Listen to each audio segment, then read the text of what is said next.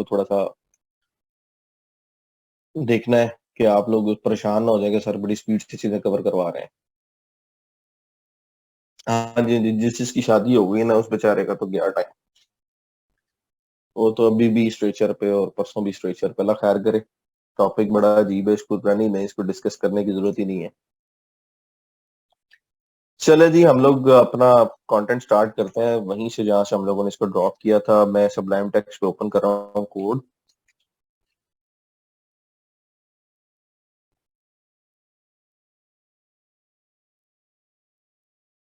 अच्छा जी, अच्छा। होल्ड करें, होल्ड योर हॉर्सेस।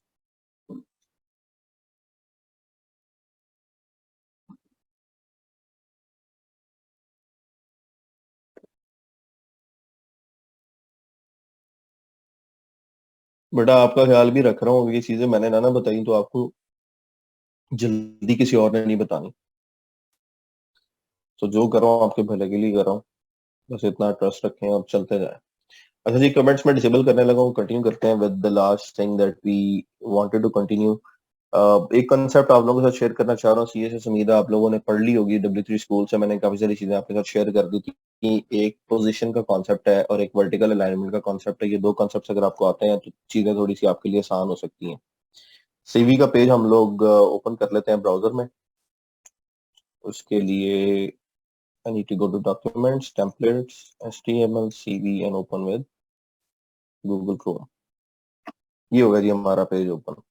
अच्छा, इसमें मैं चाह रहा हूँ कि एक बॉक्स रखूं मैं, ये बाकी जो कंटेंट एक्स्ट्रा इसको मैं रिमूव कर रहा हूँ, या मैं इधर एक नया पेज बना देता हूँ, या इसको हम कमेंट कर देते हैं। अह,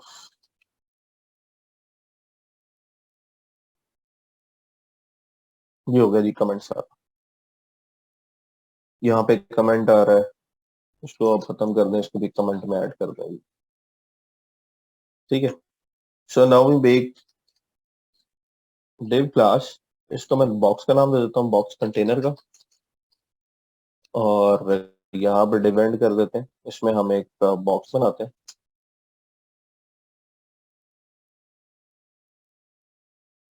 और इसके अंदर एक चाइल्ड बॉक्स बना लेते हैं।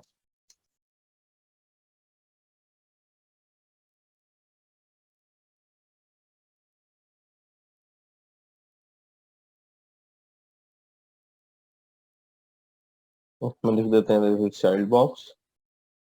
हम एक काम करते हैं कि इस पेज में जो CSS की फाइल एडिड है, cv.css, उसमें आके इनकी स्टाइलिंग कर लेते हैं। जो हमारा बॉक्स कंटेनर है उसको विड्थ असाइन करते हैं जी 80%। ठीक है, और मार्जिन करते हैं जी 0 ऑटो। और इसकी हाइट दे देते हैं कुछ 600 पिक्सल्स की। ठीक है। अब इसका साथ हम लोग व्यू देखते हैं। रिफ्रेश। ये हमारा चाइल्ड बॉक्स लिखा आ रहा है, और जो एक्चुअली हमारा बॉक्स कंटेनर है, अगर मैं इसकी HTML इंस्पेक्ट करूं तो वो इसके पेरेंट में होगा। ये है बॉक्स कंटेनर। बॉक्स कंटेनर को विड्थ 30% अप्लाई हुई है, लेकिन सेमी कॉलन शायद मिस है, वो हम यहाँ पे लगाते हैं। रिफ्रेश करते हैं तो ये इस सिचुएशन में हमारे पास आ गया। इसको मैं अप्लाई कर देता हूँ कि बॉर्डर 1 पिक्सल सॉलिड ब्लैक। ठीक है, सेव करते हैं, रिफ्रेश करते हैं। ये हमारे पास बॉर्डर आ गया। राइट। और बॉर्डर हमने इसकी प्रॉपर्टी अप्लाई की, और इसकी विड्थ मैंने 80% की। ये ब्लू एरिया में इसकी विड्थ आ रही है। ये दोनों साइड से इक्वल स्पेस छोड़ रहा है, किस तरह? मार्जिन 0 ऑटो से।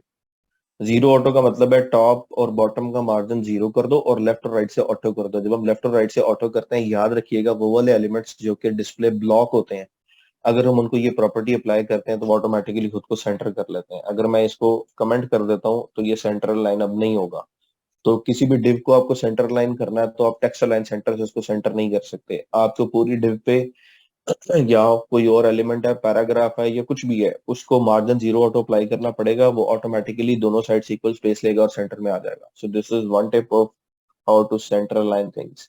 अच्छा, अब इसके अंदर आते हैं तो हमारे पास एक बॉक्स की क्लास है नेक्स्ट डिव में, और एक चाइल्ड बॉक्स है। तो हम इनको डिफरेंट कलर्स दे लेते हैं। जो बॉक्स है that should be width of its parent 90% और मार्जिन जीरो ऑटो।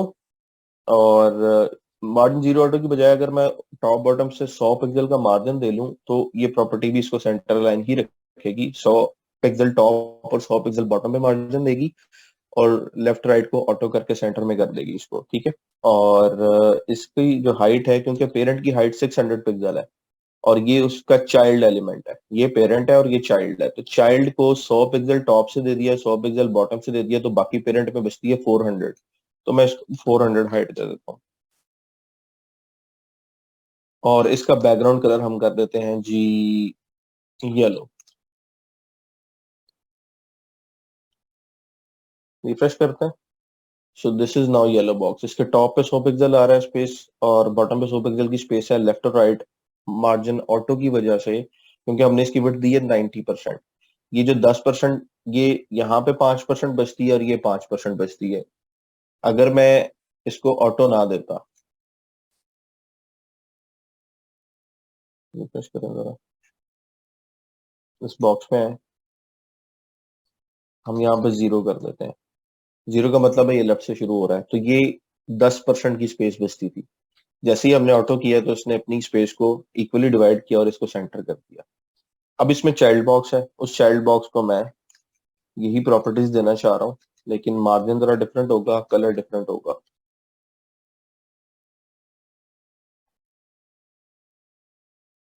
ठीक है, सी एस एस क्लास इसकी है चाइल्ड डैश बॉक्स, वो हमने एग्जिट लगा ली।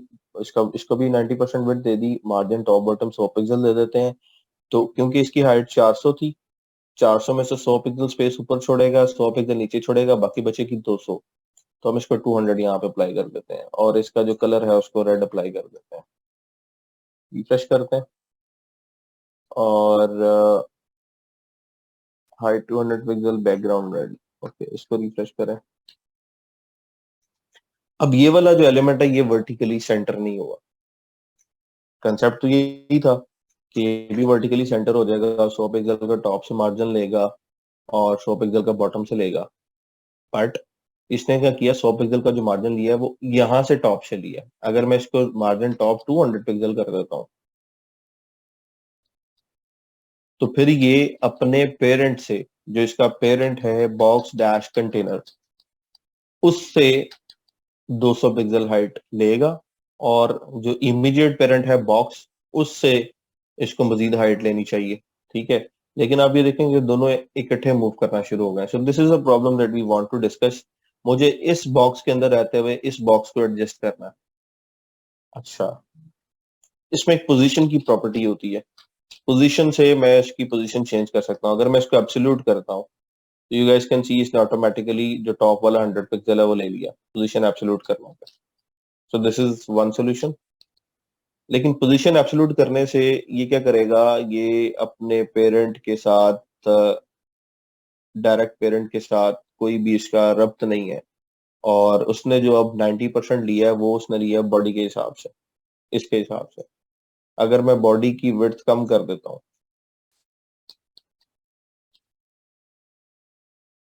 ठीक है, तो आपको यहाँ पे नजर आ रहा है कि ये box still out of the way जा रहा है। दैट मीन्स कि it may be dependent to HTML as well. अच्छा, HTML पे हम लगा सकते हैं विड्थ की प्रॉपर्टी, इसको 100 पिक्सल्स कर देता हूँ। So this is totally out of scene. जैसे ही इसको एब्सोल्यूट किया तो इसका कोई कंट्रोल हमारे पास नहीं रहा।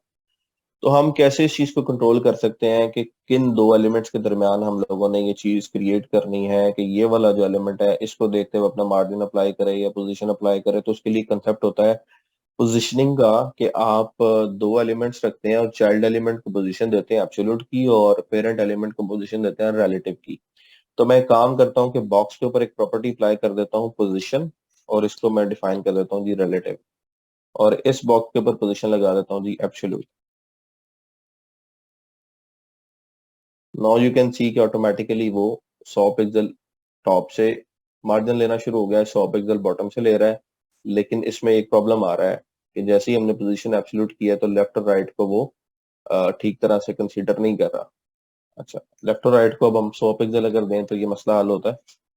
हमने ऑटो इसका खत्म कर दिया, तो उसने टोटल स्पेस अपनी लेफ्ट पे दे दी। तो इसका मतलब हमें कैलकुलेट करना पड़ेगा कि हम इसको मजीद अब कैसे सेट कर सकते हैं। तो अगर मैं इसकी विड्थ देखता हूँ तो दैट इज अराउंड 860, और ये 100 पिक्सल का दोनों साइड पे मार्जिन आ रहा है, क्योंकि वो मैंने एक ही प्रॉपर्टी दी है तो एक प्रॉपर्टी चारों साइड्स पे अप्लाई होती है। मैं यहाँ पे 0 कर देता हूँ, और इस 0 को हम इंक्रीज करते जाते हैं, तो हम स्केल से देख लेते हैं जी यहाँ पर टोटल क्या विड्थ आती है। We have this grid ruler, but ये ग्रिड रूलर की extension I don't think so कि चलेगी, क्योंकि इसमें कोई ऐसा टैग मिस है जिसपे ग्रिड रूलर एक्टिव होता है। वो टैग हमें पहले फाइंड करना पड़ेगा, फिर हम इसको चला सकते हैं। सो इन शॉर्ट, जैसे ही आपने पोजीशन यहाँ पर रिलेटिव दी और इसको एब्सोल्यूट दी, तो उसने पेरेंट को कंसीडर करना शुरू कर दिया। मेरा जो एग्जैक्ट एक पॉइंट था इसके ऊपर बात करने का, वो ये था कि मैं इस एलिमेंट को फ्रीली मूव कराना चाह रहा हूँ। उसके लिए मैं इसकी 50% विड्थ कर देता हूँ, और अब मैं चाहता हूँ कि मैं इसको मार्जिन ना दूं और इसकी पोजीशनिंग अपनी मर्जी से सेट कर लूं। मैं इसे अपने पेरेंट के हिसाब से टॉप से 100 पिक्सल नीचे लेके आना चाहता हूँ, तो मैं इसको जहां भी सेट करना चाहता हूँ मैं कर सकता हूँ। तो जब आप पोजीशन एब्सोल्यूट और रिलेटिव पिक करते हैं, तो आप एक एलिमेंट को दूसरे एलिमेंट के मुताबिक जहां फिट करवाना चाहें करवा सकते हैं। Even you can take it out of that particular box, right. तो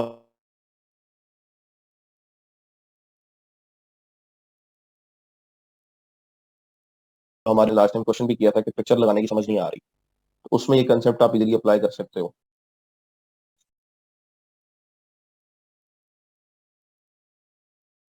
35 टर्न इन। लेक्चर टाइम पे स्टार्ट करें, असाइनमेंट हम नहीं करेंगे। ये पिक्चर अगर आप देखो तो ये बिल्कुल इन दोनों के ऊपर आ रही है, so there was no way to make it. हाँ, अब मुझे समझ आती है कि अगर मैं इस तरीके से अपने पिक्चर वाले बॉक्स को नीचे ले आऊं, तो मैं इसको कहीं पे भी एडजस्ट कर सकता हूँ स्क्रीन में जहां मैं करना चाहता हूँ। ये जो एब्सोल्यूट करने के बाद हमारे पास 4 साइड्स होती हैं, राइट, लेफ्ट, टॉप और बॉटम। अगर मैं चाहता हूँ कि ये बॉक्स राइट साइड पे आ जाए, तो मैं इसको राइट से 0 पिक्सल कर दूंगा। जब राइट से 0 पिक्सल कर दूंगा, इसका मतलब ये है कि ये जो एलिमेंट है बॉक्स चाइल्ड, इसका पेरेंट ये वाला है। जब हम इसको राइट से 0 करते हैं, तो अपने पेरेंट के बिल्कुल राइट से शुरू हो जाता है, और जैसे ही मैं यहाँ पे स्पेस देना शुरू करूंगा, तो राइट साइड से स्पेस लेना शुरू कर देगा। मैं जहां पे भी इसको एडजस्ट करना चाहूँ मैं इसको कर सकता हूँ, ठीक है। और अगर मैं इसको बिल्कुल बॉटम पे लेके आना चाह रहा हूँ, तो मैं इसको बॉटम कर देता हूँ, बॉटम 0 पिक्सल। बजाय इसके कि मैं टॉप से 200-300 पिक्सल देके इसको नीचे लेके आऊं, मैं इसको नीचे से स्टार्ट करना चाह रहा हूं, तो मैं इसका बॉटम 0 पिक्सल कर देता हूं। तो this is one concept that you should understand, कि आपको एक एलिमेंट को मूव करना है दूसरे एलिमेंट के रिस्पेक्टिव। अगर मैं यहाँ पे ये रिलेटिविटी खत्म कर देता हूँ, ये पोजीशन रिलेटिव खत्म कर देता हूँ, तो दिस वॉन्ट वर्क। आपने अब यहाँ पे पोजीशन एब्सोल्यूट करके बॉटम 0 भी दिया हुआ है, लेकिन वो इस पे काम नहीं करेगा। हाँ, मैं चाहता हूँ कि मैं इस एलिमेंट को मूव कराऊं इस कंटेनर के मुताबिक। पहले मैंने इसको इसके मुताबिक मूव कराया था, अब मैं इसको इसके मुताबिक मूव कराना चाह रहा हूँ। मैं चाहता हूँ कि ये जो रेड बॉक्स है ना, ये यहाँ से शुरू हो जहां से ये बॉर्डर स्टार्ट हो रहा है। So I can apply position relative at this point, ठीक है। तो जैसे ही मैंने पोजीशन रिलेटिव दी और इस बॉक्स पे बॉटम 0 लिखा हुआ था, मैं इसको टॉप 0 कर देता हूँ, तो ये यहाँ से शुरू हो गया, ठीक है। और मैं इसका लेफ्ट भी 0 कर देता हूँ अब,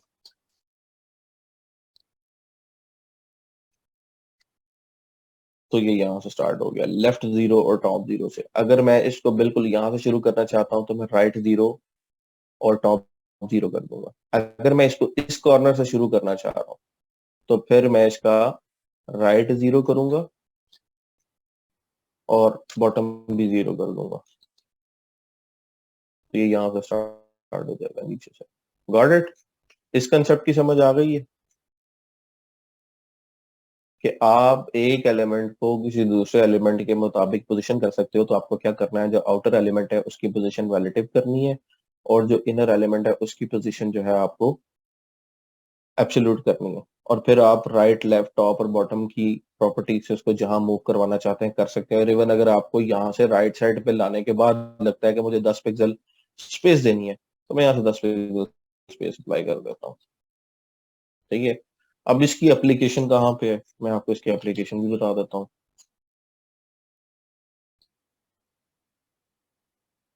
इस साइड आप देख रहे हो ये ads game position.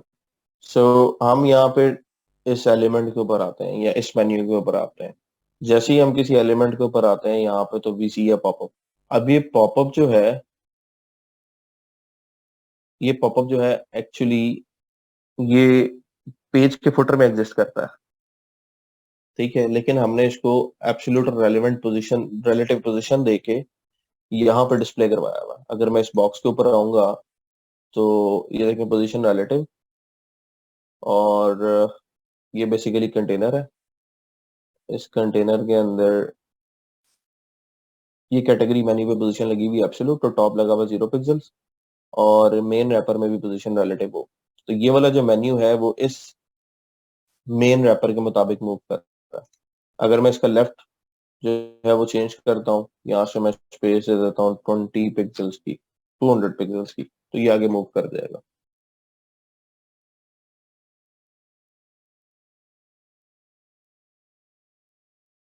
Can we merge image like this image into the background of heading, image into background of heading, या वी डू दैट। हम ऐसा ही करते हैं। उसकी भी एक एग्जांपल आपको मैं दिखा देता हूँ। सॉरी, उसकी भी एक एग्जांपल आपको मैं दिखा देता हूँ। ये उसी की एग्जांपल है। बैकग्राउंड पिक्चर लगा हुआ है और इसको हमने एक तो वर्टिकल अलाइन किया हुआ है, दूसरा हम अगर इस टेक्स्ट को चाहे कहीं पे भी मूव कर सकते हैं, टॉप राइट बॉटम लेफ्ट करके। ठीक है, तो ये एक बहुत ज्यादा वाइडली यूज कंसेप्ट है जो आपको पता होना चाहिए, क्योंकि बहुत सारे क्लाइंट्स के कामों में आपको जहां जहां बैनर बनाना है वहां वहां पे आपको टेक्स्ट देना है। देखिए पोजीशन रिलेटिव लगा हुआ है, और इसमें कॉलम लगे हुए हैं, कॉलम के अंदर ये पोजीशनिंग लगी हुई है। यहाँ पे अगर मैं किस कंटेनर को मूव कराना चाहता हूँ या स्पेसिफिकली सेक्शन को मूव कराना चाहता हूँ तो मैं इसे पोजीशन दे देता हूँ एब्सोल्यूट, और टॉप हम कर देते हैं जी 0 पिक्सल्स। ओके, इस सेक्शन को पैडिंग अप्लाई हुई है जो रिलेटिव है ऑलरेडी। ऐसी पैडिंग हम खत्म करते हैं तो आपका टेक्स्ट मूव कर देना चाहिए। ठीक है, बहुत ही जल्दी थोड़ी सी सीएसएस हुई हुई है, but bear with me. Padding खत्म हुई है तो एक्स्ट्रा जो हाइट है वो खत्म हो गई है, हम यहाँ पे हाइट दे देते हैं 600 पिक्सल्स की। तो अब आपका टेक्स्ट जो है वो पोजीशन टॉप 0 पिक्सल की वजह से बिल्कुल टॉप पे आना शुरू हो गया। और आपका जो बेसिकली सेक्शन है, सेक्शन के ऊपर बैकग्राउंड लगा हुआ है, और बैकग्राउंड हमने लगाया भी सीएसएस के थ्रू है, इमेज नहीं लगाई हमने, सीएसएस के अंदर बैकग्राउंड इमेज लगाई है, इमेज का टैग इस्तेमाल नहीं किया। ठीक है, तो बैकग्राउंड में इमेज लगा के हमने उसको हाइट दी है, और उसके अंदर जो H1 है उसको हमने पोजीशन एब्सोल्यूट दी और टॉप 0 पिक्सल दिया, तो इससे हमारा टेक्स्ट अब इस एलिमेंट पे जहां भी सेट करना चाहते हैं आ सकता है। अगर हम बॉटम 0 करते हैं तो ये बॉटम पे आ जाएगा।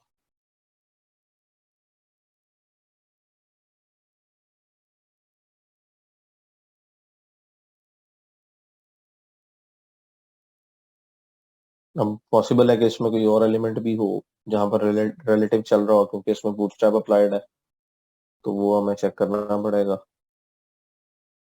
लेट्स, बहरहाल बूटस्ट्रैप की वजह से इसमें कुछ और क्लासेस आ रही हैं, जब हम इसको बिल्ड करते हैं तो हम इस चीज का ख्याल करते हैं कि हम इसको सेट ही ऐसे करें। तो ये एक कंसेप्ट है जिसको आप इस्तेमाल कर सकते हो। इवन अब इस चाइल्ड बॉक्स के अंदर ये जो कंटेंट लिखा हुआ है मैं इसको थोड़ा सा चेंज करना चाह रहा हूँ, या हम लोग तो मतलब इसीलिए मैंने शेयर किया कि आप इस इमेज को जो चाहते हैं, इस इमेज को आप इमेज को मूव करा लें, इमेज को पोजीशन एब्सोल्यूट दे लें, और एक टॉप क्रिएट करें, ये वाला कवर, और उसके अंदर दो डिव्स बनाए, पहली डार्क कर लें दूसरी लाइट कर लें, और इमेज को पोजीशन एब्सोल्यूट दें, और वो टॉप के हिसाब से आप उसको जहां मर्जी मूव कर लें। How to drag that CV imagine into background of heading name।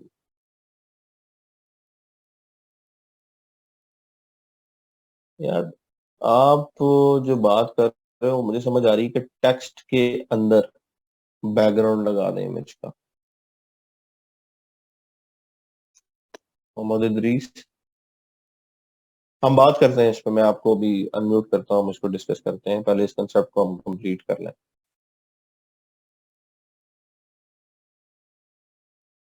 Sir line किस तरह ऐड की है ये बता दें। बॉटम में जो ग्रीन सेशन है वो अलग div है। बॉटम में कौन सा ग्रीन सेशन है ही नहीं।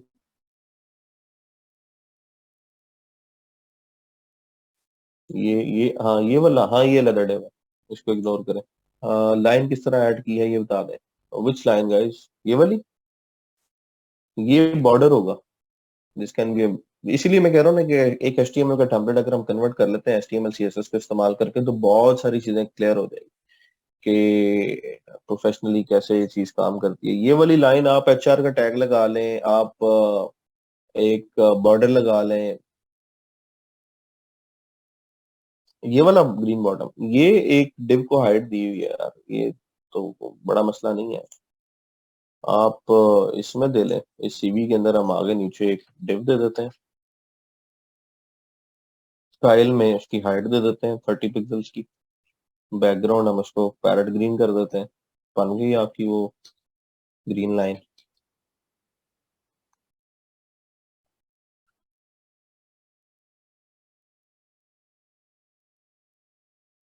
ये ले, ये नीचे आ गई। जी जी, टेम्पलेट बनाएंगे।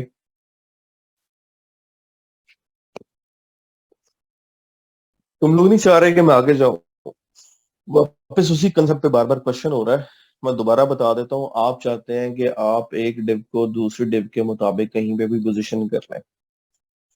CSS ये चीज अचीव करने के लिए लोग एक मिस्टेक करते हैं, पैडिंग्स लगाना शुरू करते हैं।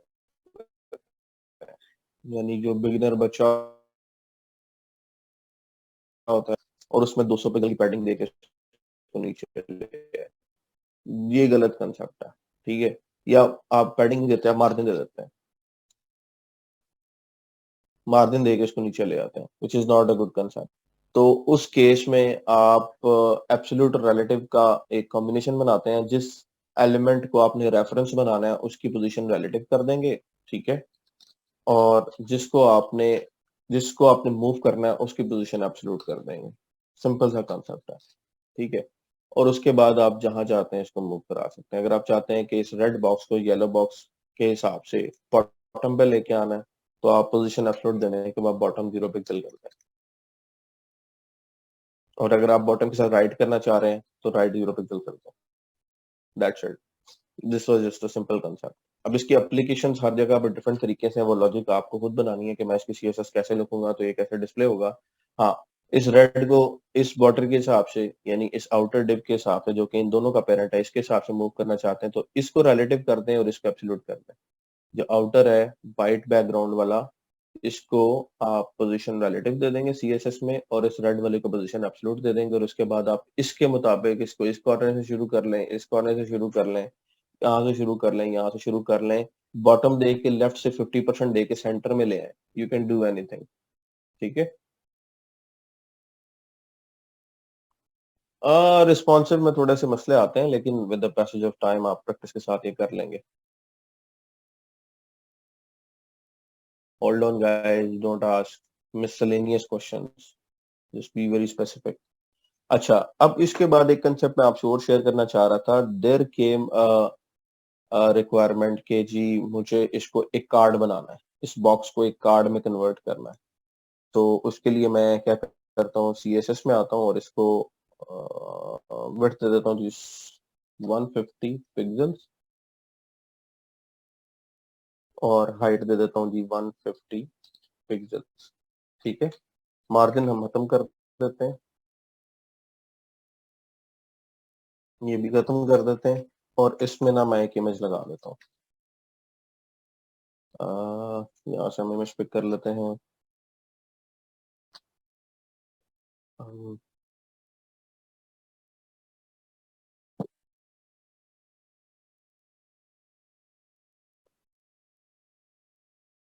यहाँ से कोई इमेज उठा लेते हैं जी, जॉन विक की, और 150 वाली हमें मिल जाए। चलो जी, ये उठा लेते हैं। Save image as documents, HTML assets, images, John, come to Sublime. यहाँ पे आप इमेज का टैग दे दें।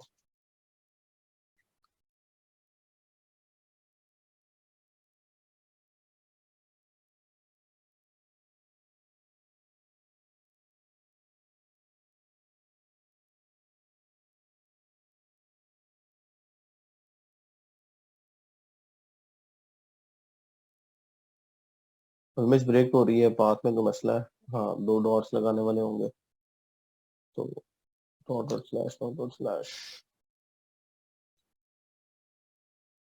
अभी भी सही नहीं आई। अच्छा, फिर इसको चेक करें। Open a new tab, file could not be found, assets, images, JH1 लिखा हुआ मैंने, तो JH1 नहीं है, JPEG, JPG है, उसकी एक्सटेंशन एक्सटेंशन चेंज करें आप, तो ये जॉन की पिक्चर आ गई।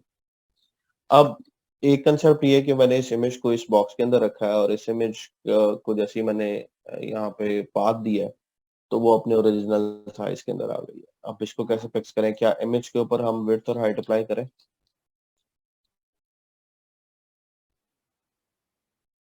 Is this a right method? It will break your pixels. तो अब आपको क्या करना है कि अपनी इमेज को अपने पेरेंट के हिसाब से कंट्रोल करना है।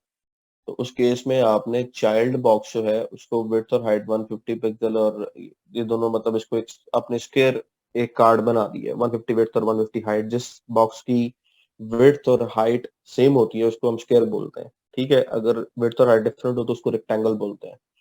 तो इसमें हम लोग एक इमेज लगा चुके हैं, और ये इमेज इसका चाइल्ड है।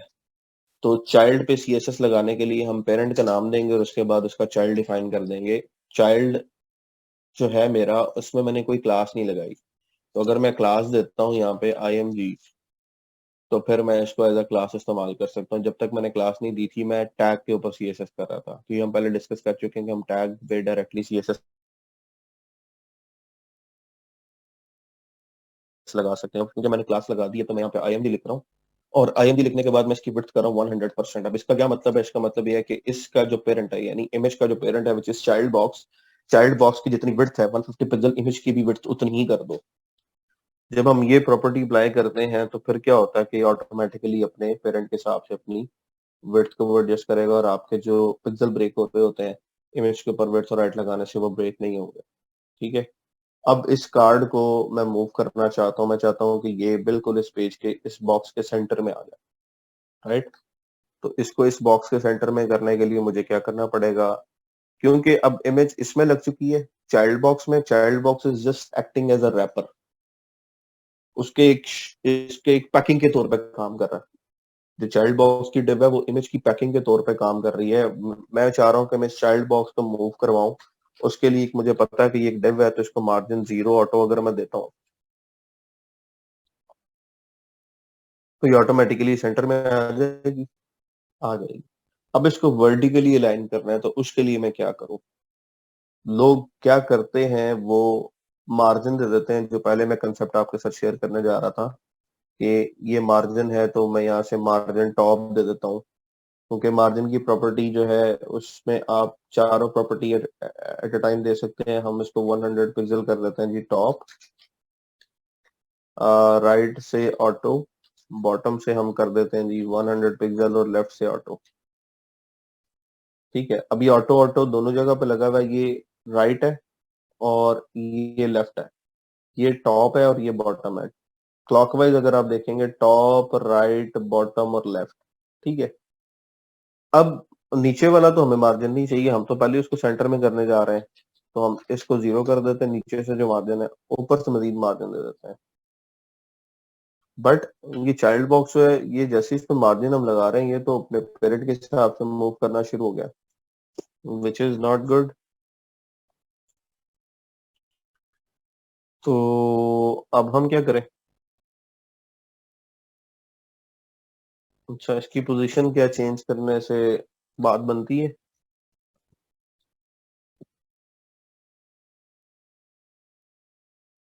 एब्सोल्यूट किया तो वो टॉप से तो मार्जिन लेके नीचे आ गया, लेकिन लेफ्ट राइट से उसकी पोजीशन वो पहले वाली नहीं रहेगी। तो आपको किसी जगह पे किसी एक एलिमेंट को किसी दूसरे एलिमेंट के मुताबिक वर्टिकली अलाइन करना है। हॉरिजॉन्टल अलाइन करना तो मसला ही नहीं है, वर्टिकली अलाइन करना है, तो फिर आपको लिए प्रॉब्लम है कि आप मार्जिन और पैडिंग का सहारा लेते हैं और उसके हिसाब से उसको फिक्स करना शुरू कर देते हैं। तो इसका एक आसान सा कंसेप्ट ये है कि आप 2 क्लासेस यहाँ पे बना लें।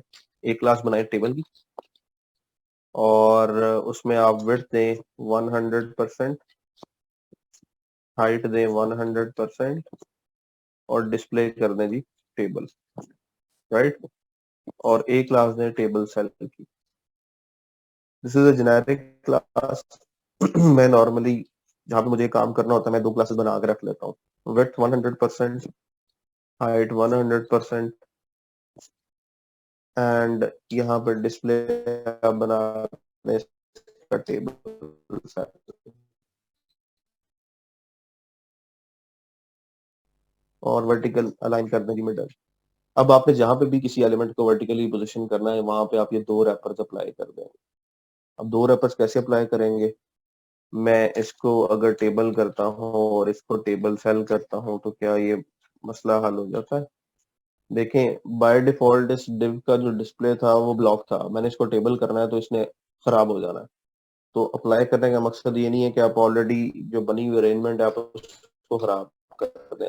आपको सिर्फ दो रैपर्स देने हैं। दो रैपर्स का मतलब ये है कि आप दो एडिशनल डिव्स दे दें, डिव क्लास टेबल, और इसी में आप डिव क्लास टेबल सेल दे दें।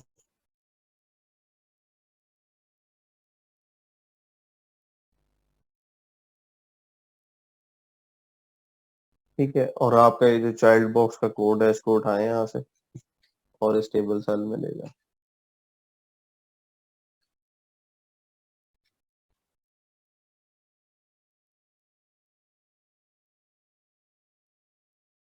ठीक है, और अगर आपने कोई मार्जिन वगैरह दिया हुआ है चाइल्ड पे तो उसको आप खत्म कर दें। मार्जिन 0 ऑटो मैं यहाँ से खत्म कर रहा हूँ, और no we need to check के वर्टिकली अलाइन होना चाहिए। अच्छा, एलिमेंट पे आए, चाइल्ड बॉक्स पे आए, चाइल्ड बॉक्स का मार्जिन 0 है, ये हमारा टेबल सेल है, ये हमारा टेबल है, और ये हमारा बॉक्स है। ठीक है, टेबल जो है वो ब्लू आपको कलर शो कर रहा है, उसने पूरी विड्थ और हाइट ले ली है। टेबल सेल भी आपको ब्लू कलर शो कर रहा है, फुल विड्थ और हाइट ले ली है। फिर आ गया जी बॉक्स। चाइल्ड बॉक्स के अंदर हम विड्थ और हाइट 150 पिक्सल हमने दे दिया, बैकग्राउंड रेड दिया है। अच्छा, इस पे कोई एक्स्ट्रा CSS क्लास मार्जिन कुछ अप्लाई हो रहा है? अभी तक तो ये नजर आ रहा है कि इस पे कोई एक्स्ट्रा चीज अप्लाई नहीं हो रही, इसमें सिर्फ एक इमेज का टैग अप्लाई हो रहा है, उसकी विड्थ 100% है। तो ये स्पेसेस जो हैं ये ऑटोमेटिकली मैनेज होनी चाहिए। अब मुझे ये नजर आ रहा है कि मेरी जो चाइल्ड बॉक्स है वो एक्चुअली इसमें आ तो रहा है, लेकिन जो इमेज है वो ओवरफ्लो कर रहा है, जिसकी वजह से मुझे देखने में ये लग रहा है कि ये वर्टिकली सेंटर नहीं हुआ, जबकि ये एक्चुअली सेंटर हो चुका है। तो जब आपने इमेज अप्लाई की तो आपने विड्थ दी 100%, आपकी जो इमेज है वो उस विड्थ के मुताबिक एडजस्ट हो गई है, लेकिन उसने हाइट को फॉलो नहीं किया।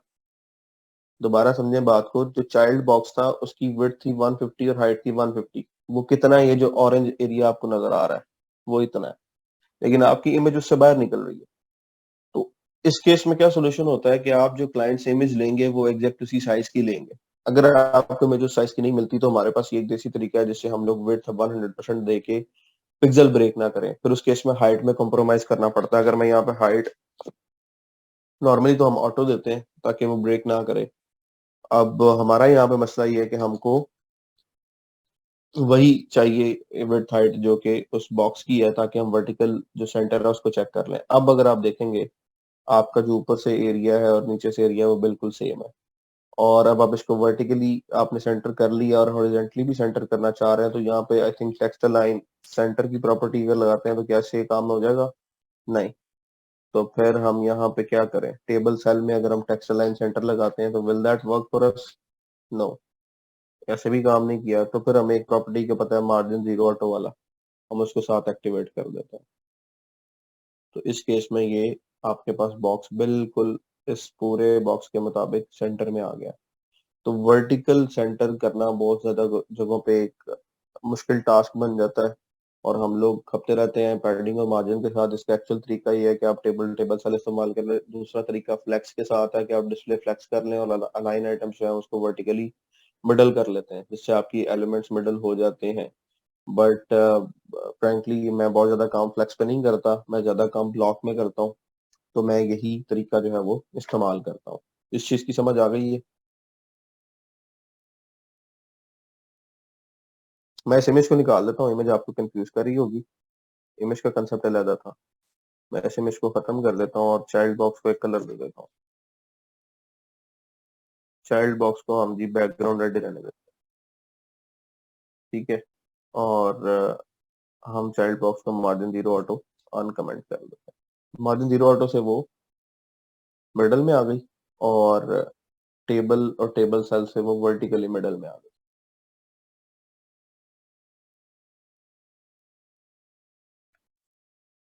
क्लियर है सबको या नहीं गाइस?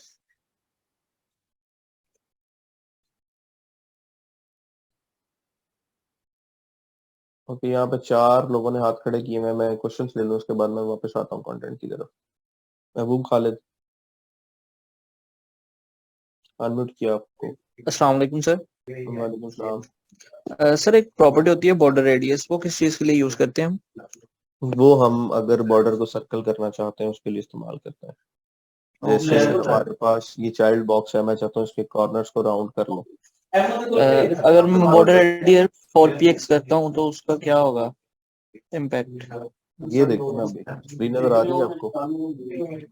ओके। ये कॉर्नर हो गया, ये कॉर्नर खत्म हो ठीक। गया, राउंड हो गया बॉर्डर। 4 पिक्सल से जितना ओके आप इसको बढ़ाते जाएंगे ये राउंड होता जाएगा। सर्कल बनाने के लिए इस्तेमाल करते हैं इसको। ठीक है sir, thank you so much sir. Okay. Mohammad Ismail, अस्सलाम सर। वालेकुम सलाम।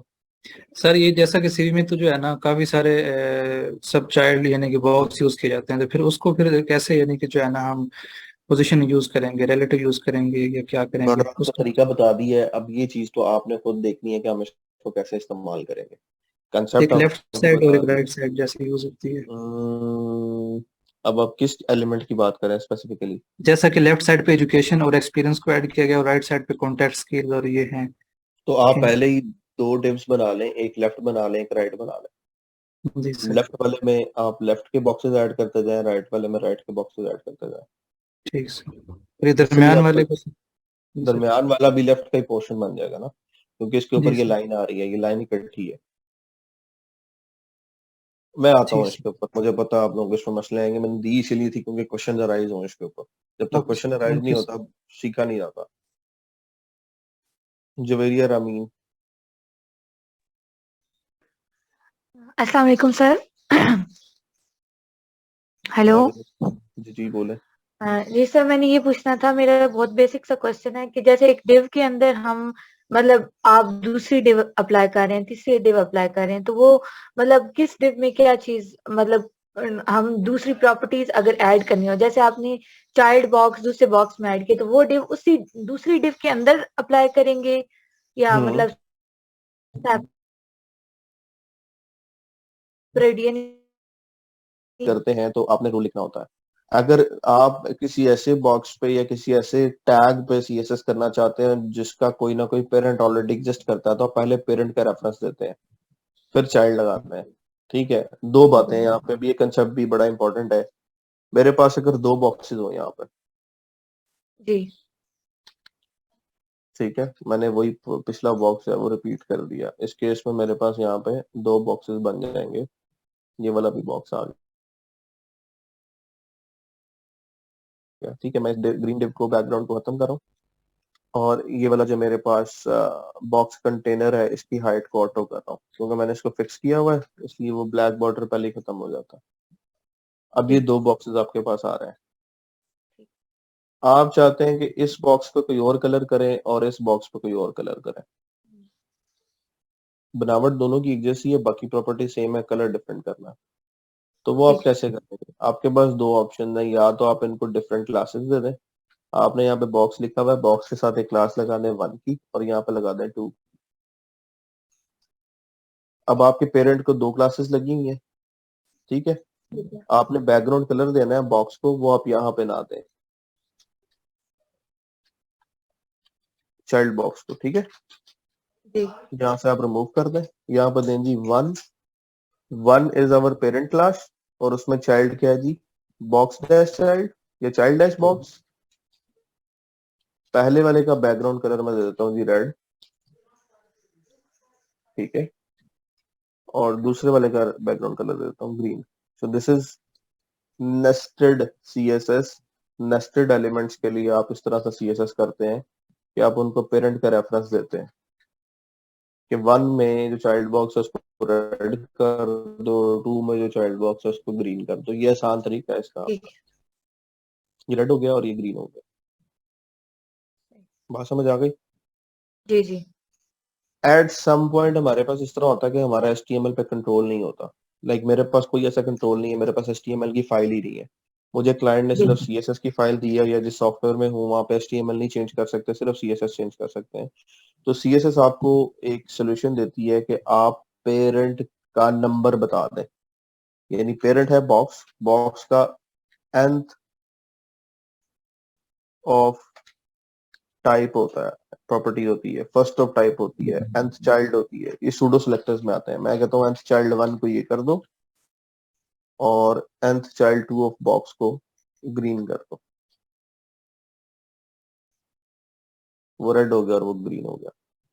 अगर मैं ये nth चाइल्ड 1 कर दूंगा वापस, तो वो उसी को पहले वाले को ग्रीन कर देगा, दूसरे को उसने कलर नहीं दिया। सो ये अगर HTML का कंट्रोल आपके पास नहीं है तो आप CSS के सूडो सिलेक्टर इस्तेमाल कर लेते हो कि आपके पास एक ही क्लास है, उस क्लास के 2 इंस्टांसेस आ रहे हैं। यानी बॉक्स की क्लास है, वो क्लास 2 जगह पे आ रही है और दोनों के अंदर ऐसा चाइल्ड है जिसको डिफरेंट कलर करना है।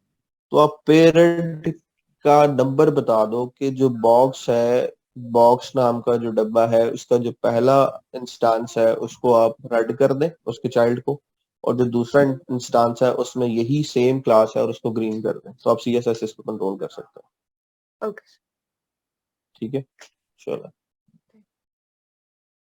वेट अ सेकंड गाइस, ये अनाउंसमेंट कंप्लीट हो गया, फिर हम कंटिन्यू करते हैं।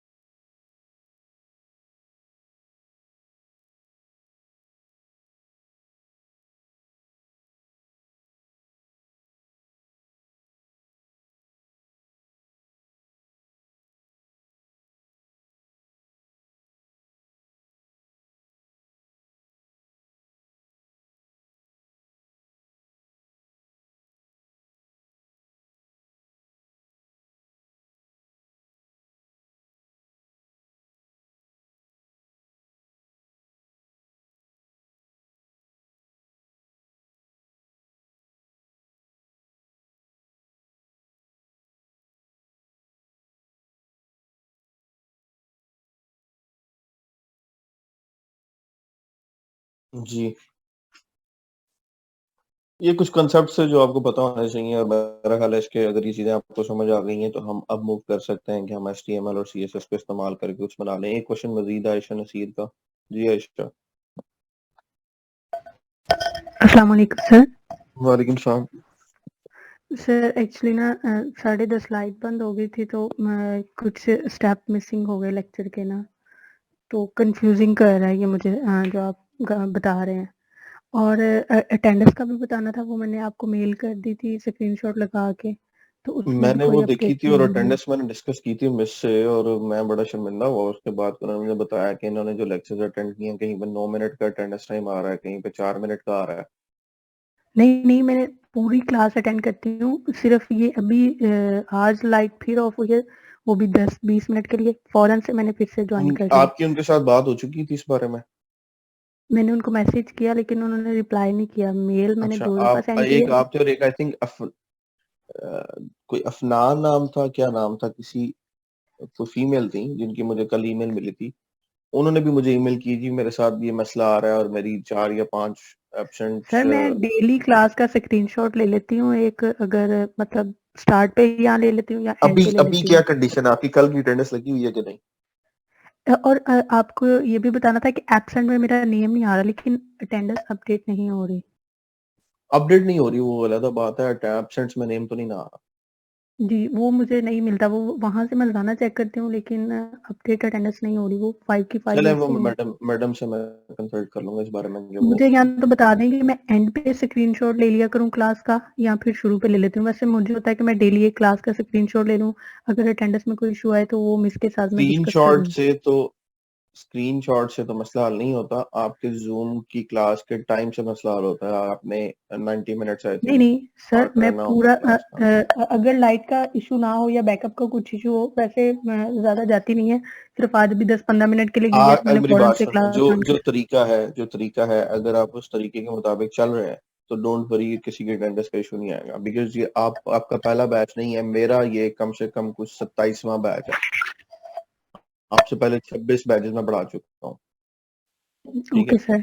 एज सच इश्यूज नहीं आए। ये बहुत टेस्ट प्रूवन मेथड है जो जिसके ऊपर आप लोग अटेंडेंस लगा रहे हो। कहीं ना कहीं आपका फॉल्ट एंड में निकलता है, जब भी चेक करने बैठते हैं ना कहीं आपका फॉल्ट निकलता है। अगर आप 10 बजे क्लास में आ रहे हैं, 90 मिनट्स दे रहे हैं, आपका सर ठीक है, तो जी डोंट वरी बिल्कुल। About it, it sir will be मेरा सॉर्टेड। नेम भी बिल्कुल ठीक है, और मैं पूरे टाइम पे क्लास पे आती हूँ। अगर बस लाइट अंदर फिर कभी आप 10-15 बेफिक्र हो मिनट के जाए, लिए ना जाए, मैं पूरी फिर आप क्लास बेफिक्र लेती हूँ। फिर आप बेफिक्र हो जाए। सिर्फ तब फिक्र करने की जरूरत है जब आपका नाम एब्सेंट लिस्ट में आया हो, ओके सर। तब फिक्र करने की जरूरत है, सर वरना नहीं। काइंडली आज का लेक्चर थोड़ा रिपीट कर देंगे, मैं अभी मैं 10-26 पे मैं गई इस थी तो लेक्चर अभी को कंफ्यूज मैं लगा। इस लेक्चर को मैं रिक्वेस्ट करूंगा उनसे शेयर कर दें। इम्पोर्टेंट चलिए, लेक्चर है, thank you so much, thank you ये सो मच शेयर हो सर जी। जाएगा ताकि सबके लिए रिपीट हो जाए, ठीक है। ओके। महबूब खालिद। अस्सलाम वालेकुम सर। वालेकुम सलाम। अच्छा सर, मैं अटेंडेंस के रिलेटेड ही बताना चाह रहा था कि वो जो लिंक भेजा हुआ है ना ग्रुप में, उसमें मैंने अपना भी चेक किया और दोस्त ने उनका भी चेक किया, वो किसी का भी अपडेट नहीं होता। मतलब वो 5 का 5 ही है, फर्स्ट 5 क्लासेस का अपडेट हुआ है, उसके हाँ तो बाद वो उसके बाद अपडेट वो ही नहीं शीट हुआ। देखो, शीट उनको एक्सपोर्ट करनी पड़ती है। एक्सपोर्ट करके वो जो शीट ओके उन्होंने स्पेशली, हम देते नहीं, स्पेशली आप लोगों के लिए मैंने उनसे रिक्वेस्ट की थी कि कोई अटेंडेंस में जो भी एब्सेंटीज का इशू आ रहा है आप बच्चों के साथ उनको दिखा दे। वो डाटा उन्होंने हम्म, एक्सपोर्ट किया, मास्टर शीट से कंपाइल करके जो चीजें आपको दिखाने वाली थी वो शीट में बना के आपको दे दी ताकि आप देख लो। ओके ठीक सर, है, ये थैंक यू। डेली बेसिस पे ऐसे एब्सेंट लिस्ट अपडेट नहीं होती, सिर्फ वो ग्रुप पोस्ट लग जाती है, शीट में अपडेशन नहीं आती। वो अपडेट जो आपको मिल गई है। ओके, तो वो मैं 2 दिन बाद की थी, आपसे पूछना था कि वो ये अपडेट करने मोमना वाले। अंजुम का है कमेंट कि आज अपडेट हुई है, अटेंडेंस काइंडली चेक करें। सारे कह रहे हैं अपडेट हो गई है, तो आप भी चेक कर लें और आयशा आप भी चेक कर लें। चले जी, हम moving okay sir, for the thank you. Next time. Okay, आगे चलते हैं जी। मजीद इसमें क्या चीज है डिस्कस करने वाली? कुछ W3 स्कूल से मैं आपको बता देता हूँ। बहुत ज्यादा कंसेप्ट ये वाले इस्तेमाल नहीं होते, या मैं रेगुलर एटलीस्ट इस्तेमाल नहीं करता, तो मैं आपको यहाँ से ही बता देता हूँ। जैसे यहाँ पे आपके पास ट्रांसफॉर्मेशन की प्रॉपर्टी होगी।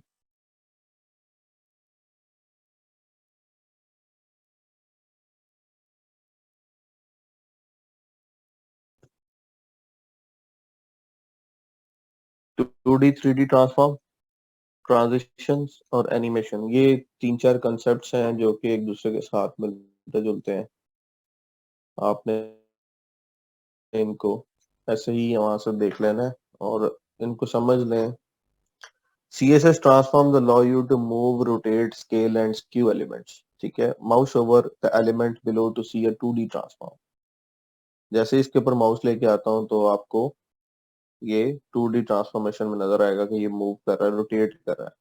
In this chapter you will learn about the following CSS property। Transform की प्रॉपर्टी कैसे काम करती है। With the CSS transform property you can use the following 2D transform methods, जिसमें ट्रांसलेट है, रोटेट है, स्केल है, scale Y, scale, skew, skew, skew and matrix. Translate का मेथड क्या करता है कि आपका जो moves an element from its current position according to the parameter given for the x and y axis, यानी ये थोड़ा सा ओरिजिनल पोजीशन से इसको ट्रांसफॉर्म करके आगे ले आएगा। ये ट्रांसलेट का काम है।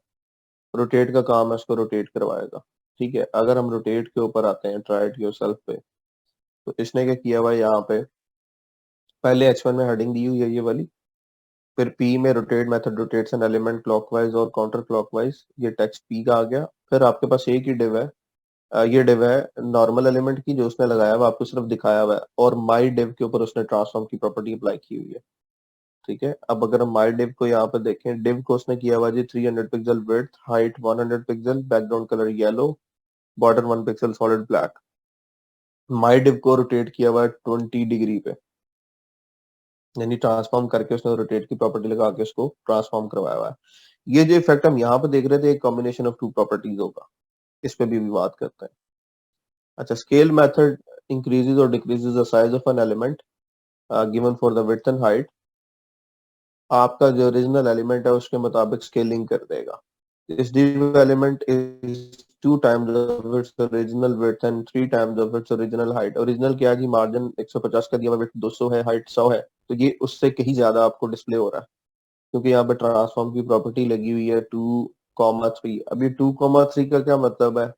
According to the parameters given for the width and height, पहली विड्थ और दूसरी हाइट है, यानी विड्थ को 2 टाइम इंक्रीज कर दो, जो बाय डिफॉल्ट विड्थ थी 200 उसको उसने 400 कर दिया, और जो हाइट थी 100 उसको उसने 3 टाइम इंक्रीज करके 300 कर दिया। अगर मैं इसको 4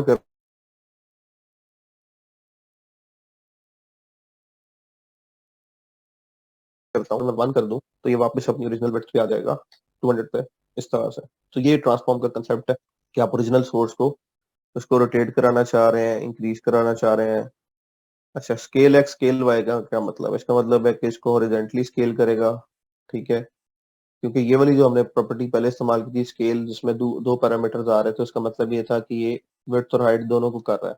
अगर आप ये प्रॉपर्टी स्केल की बजाय स्केल एक्स इस्तेमाल करते हैं, तो इसका मतलब है सिर्फ हॉरिजॉन्टली ए की वैल्यू देनी है, उसको हॉरिजॉन्टल विड्थ में इंक्रीज कर देगा। ठीक है, और दूसरी जो है वो हमारे पास यहाँ पे स्केल एक्स 0.5, यानी इसको वो जो ओरिजिनल है उसका हाफ कर रहा है। स्केल वाई है skew, skew method skews an element along the x-axis by the given angle. The following example skews the div element by 20 degrees along the y-axis. ये skew है। ठीक है, y-axis के along उसने 20% उसको थोड़ा सा बाहर निकाल के दिखा दिया आपको। ठीक हो गया जी। ऐसी skew की अगर आप डिग्री इंक्रीज करते जाते हैं, आप इसको 90 पे ले जाएं, तो ये परपेंडिकुलर हो जाना चाहिए, बिल्कुल आपको डिस्प्ले नहीं हो रहा। और अगर आप इसको कोई 135 पे ले जाते हैं, तो ये इन्वर्टेड शो होगा आपको, यानी यहाँ पे एंगल 0 है, 20, 30, 40, 50, 60, 70, 80, 90, 90 पे किया तो बिल्कुल वो आपको डिस्प्ले नहीं हो रहा। 90 से ऊपर आप जाएंगे तो वो टेक्स्ट उल्टा होना शुरू हो जाएगा। अगर मैं इसको 180 डिग्री पे कर दूंगा तो बिल्कुल इन्वर्टेड मिलेगा आपको। ठीक है, this is a normal div element, this div element is skewed 20 degrees along the x axis. 270 यहाँ पे भी नजर नहीं आना चाहिए, और 360 यहाँ पे ओरिजिनल एलिमेंट जैसा ही आएगा। तो 180 पे इसको आई थिंक इन्वर्ट होना चाहिए, but it didn't invert it. 170 पे इसने किया। 60 पे देखते हैं जी, ये 60 है। बहरहाल इतना ज्यादा इस्तेमाल हम इसका नहीं करते। ये अगर एनिमेशन आपको चाहिए हो तो बनी बनाई आपको मिल जाती है।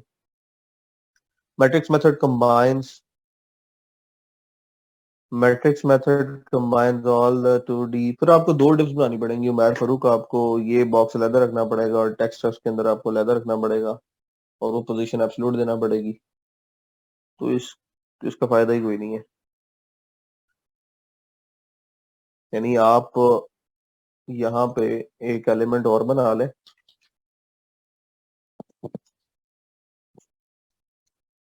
ठीक है, और उसकी क्लास दे दें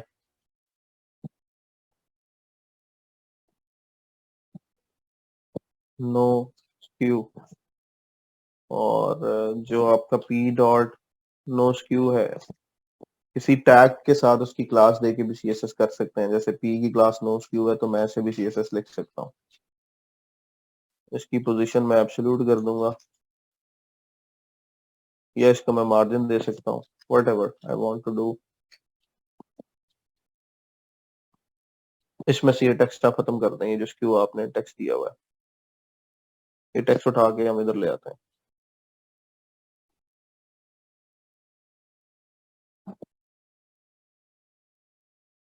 ठीक है, अब इस टेक्स्ट को आप इसका टॉप दे दें जी 300 पिक्सल्स, ये यहाँ पे आ रहा है।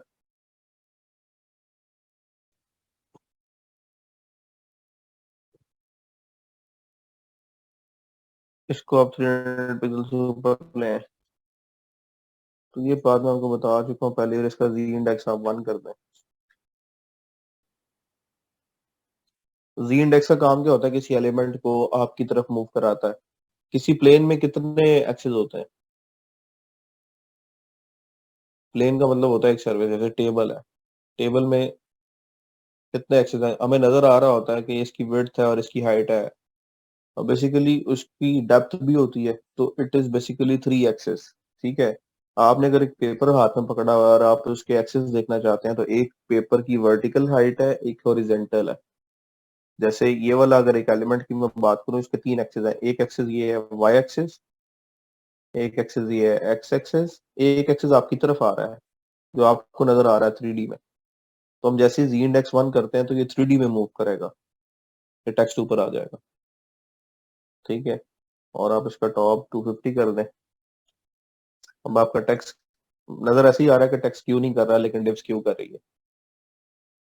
तो आपने टेक्स्ट को उसके ऊपर आप ले आए हैं बिल्कुल जी इंडेक्स 1 करके, और बैकग्राउंड की जो आपकी डिव है उसको आपने स्क्यू करवाया हुआ है, और स्क्यू करवा के आप उसकी चाहे तो इसमें स्केल भी लगा दें।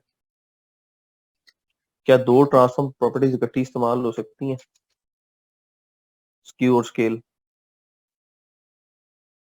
अब दिस इज अ क्वेश्चन जो मेरे माइंड में आ रहा है। Transform, skew and scale together.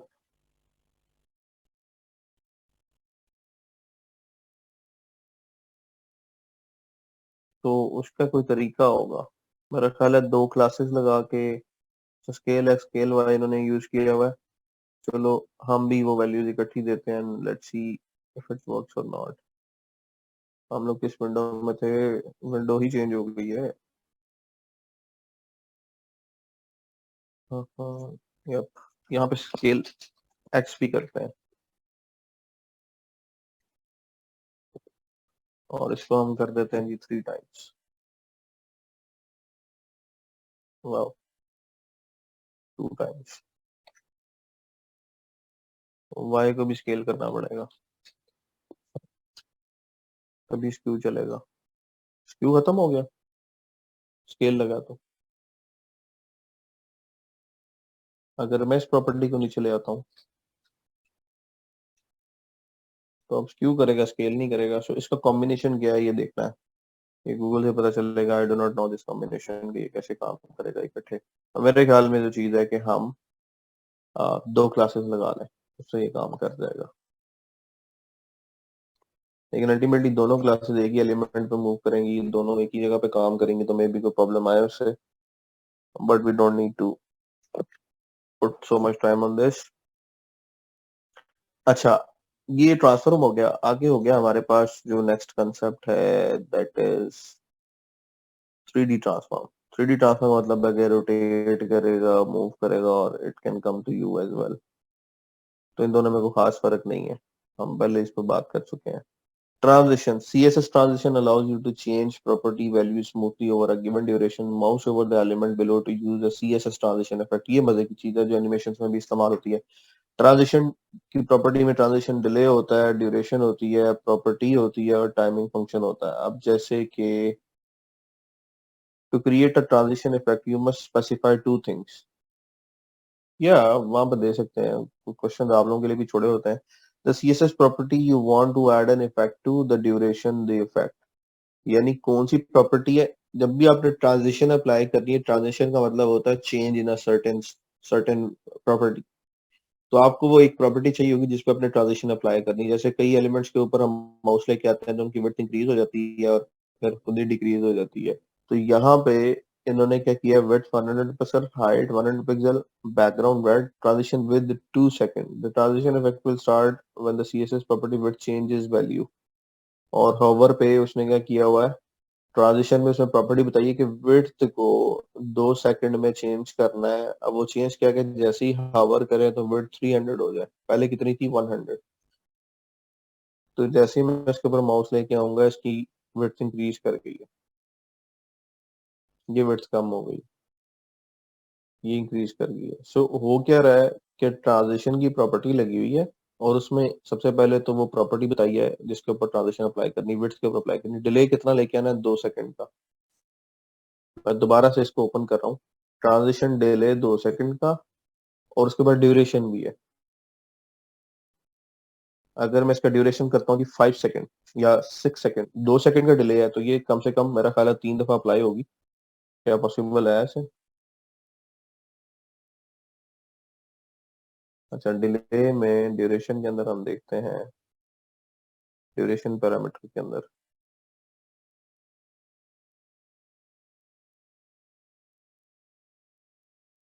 Duration 2 second, delay 1 second.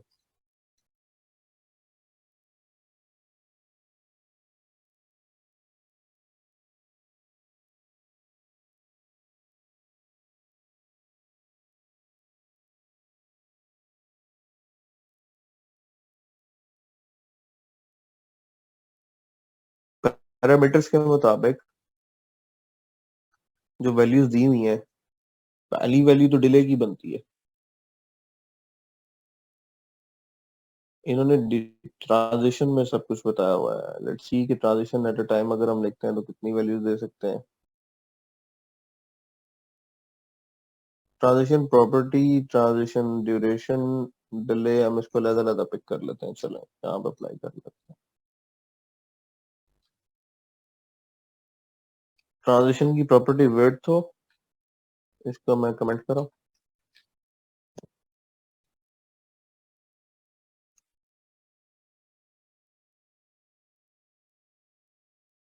Property width है, ड्यूरेशन 2 सेकंड है, टाइमिंग फंक्शन लीनियर है, डिले 1 सेकंड है।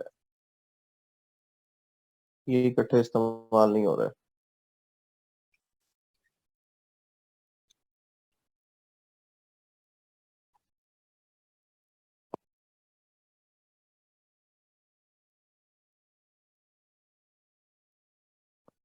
नो।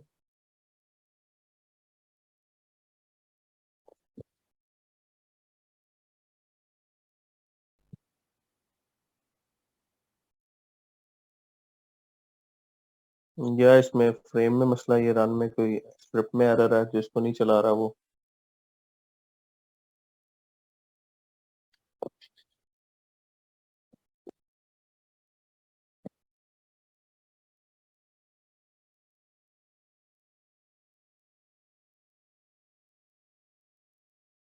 डिले इंक्रीज हो गया।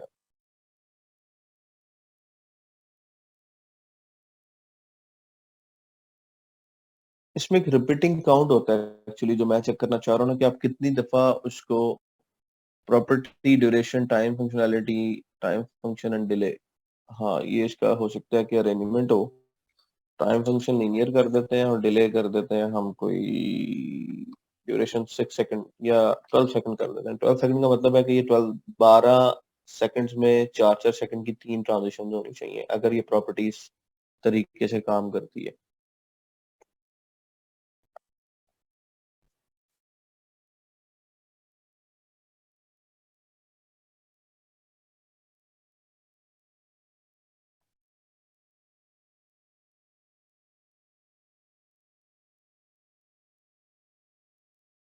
Nalu.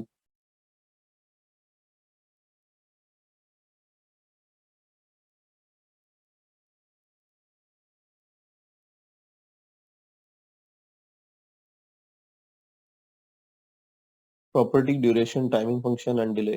Property, duration, timing function and delay, वो हमने उसी उसको उसमें दिया है। Font size, duration 4 second and delay is 2 second. Property, duration, okay.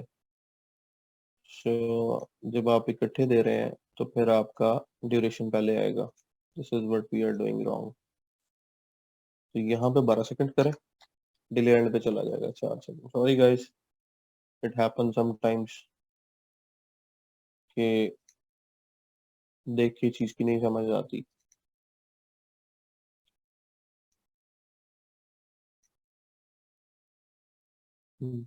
Duration, oh okay, there is another thing.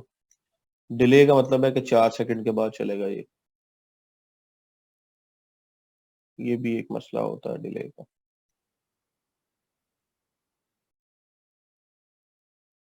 ये चला, तो हमें उतने टाइम के लिए माउस ऊपर लेके आना है।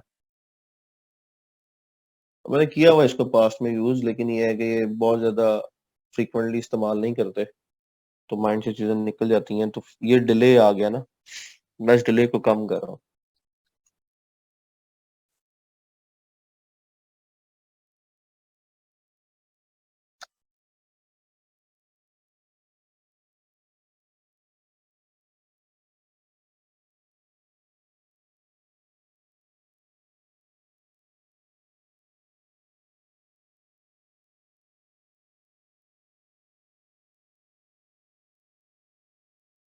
अच्छा, अब ये चला गया है, लेकिन आप चाहते हैं कि फिर ये वापस आए, तो उस केस में आप एक लूप चाह रहे हैं, कम हो ज्यादा हो, कम हो ज्यादा हो, फिर इसमें फ्रेम्स ऐड हो जाता है।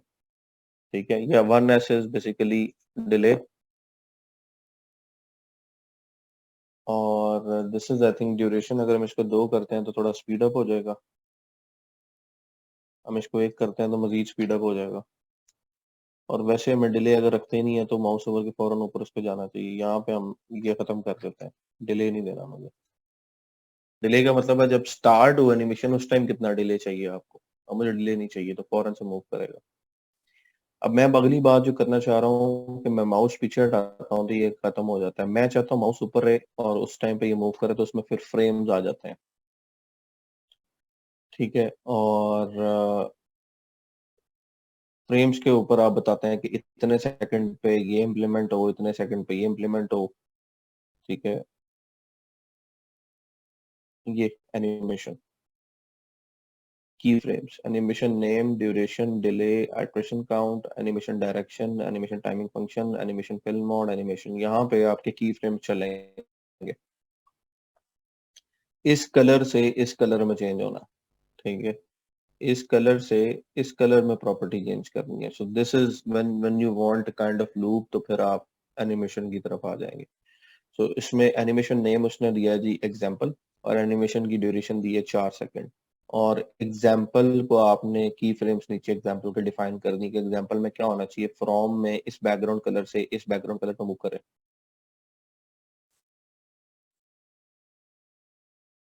रेड से येलो हो। अब हम चाहते हैं कि येलो से रेड हो, तो इसमें आई थिंक होता है 25%, इस तरह करके भी आप दे सकते हैं, 50%, 75%, 100%। तो शुरू आपके पास रेड है, 25% पे ये हो जाए येलो, यहाँ पे जाके हो जाए ग्रीन, ग्रीन से वापस हो येलो, और येलो से वापस आया रेड पे। Let's see. ठीक है, तो आप जैसे इसको रन करते हैं तो रेड से येलो होता है, येलो से ग्रीन ही होता है, ग्रीन से येलो होता है, येलो से रेड होगा। कॉम्बिनेशन देखिएगा, रेड से येलो, येलो से ग्रीन, ग्रीन से फिर येलो, और येलो से फिर रेड। तो ये फ्रेम्स आप अपनी मर्जी से दे सकते हैं, आप चाहे इसमें 10 पॉइंट्स रख लें, 4 पॉइंट्स रख लें, आपकी अपनी मर्जी है। तो एनिमेशन भी काफी सारी जगहों पर इस्तेमाल होती है, लेकिन हम एग्जैक्टली इसको ऐसे इस्तेमाल नहीं करेंगे। इन सारे कामों के लिए फ्रेम क्यों लिखते हैं कि आप अपनी एनिमेशन जितनी भी आपकी ड्यूरेशन, अभी ये ड्यूरेशन 4 सेकंड है, इसको अगर मैं बढ़ा के 12 सेकंड कर देता हूँ, तो आपने 12 सेकंड को डिवाइड कर दिया 4 पे, अपने नंबर ऑफ फ्रेम्स पे। तो इसका मतलब है कि 3 सेकंड में ये येलो होगा, 3 सेकंड में फिर ग्रीन होगा, फिर 3 सेकंड में फिर येलो होगा। हम 4 कलर ले आते हैं, दिस इज कंफ्यूजिंग। रेड से येलो, येलो से कौन सा कलर बनाए, ब्लैक बना लें। ब्लैक से हम बना लेते हैं जी ऑरेंज, ऑरेंज से बना लेते हैं पर्पल। चलो कॉम्बिनेशन तो अच्छा नहीं है, लेकिन let's see it. Yellow, black, orange and then purple.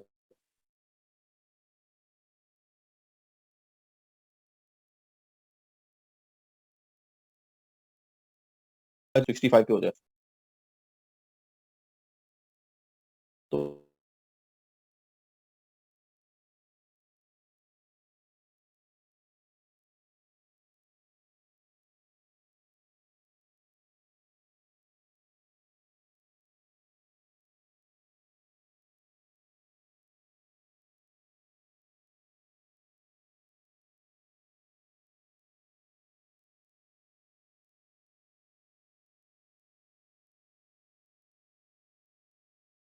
This is what animation does.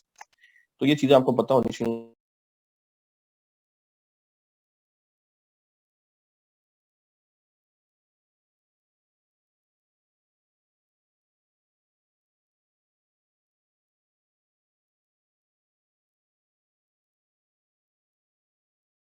Recording in So progress. इतना टाइम इस पे जो हमने लगा लिया, that is more than enough. अब do you guys think you can make CV?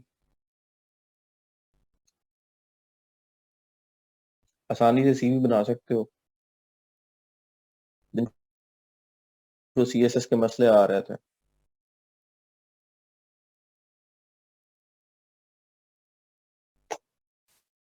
CSS के मसाइल वाले लोग, आपका ये क्लियर हो जाता ना, तो मैं पूरी उम्मीद हूं कि we can move to Wix and a little of Webflow. उसको करने का बेनिफिट क्या है, मैं आपको एक चीज बता दूं। अभी तक हमने फ्रीलांस पे बात नहीं की, फाइवर की, गिग्स पे बात नहीं की, अपवर्क पे बात नहीं की, एवरीथिंग इज डिलेड।